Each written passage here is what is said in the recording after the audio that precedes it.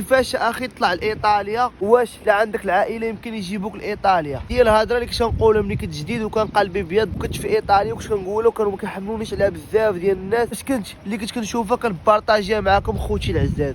سمعوا الفيديو وانتم حكموا. معقول انا ما نخزنهاش واللي ليها اي عائله هنا في طاليان عندها حق تجيب واحد من المغرب الا كان الكود عندها فايت 27000. عائلات ما فايتش الكود عندكم 27000 يكونوا خدامين جوج في الدار راه غيفوجها.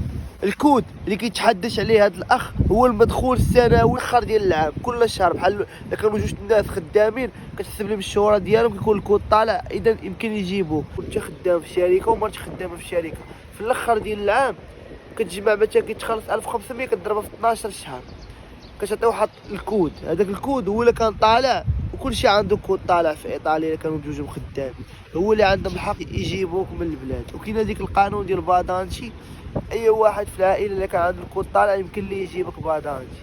كاينه طريقه اخرى عاوتاني، هذه بالنسبه للعائلات. عائلتك في ايطاليا وما بغاش تجيبك للغربه، اذا هما ما بغاوش يجيبوك. عندك عائله في ايطاليا بالضبط وما دبروش على كونطرا ولا ما بغاوش يجيبوك للغربه، اذا نساهم. هذا هو الواقع وهذه الحقيقه.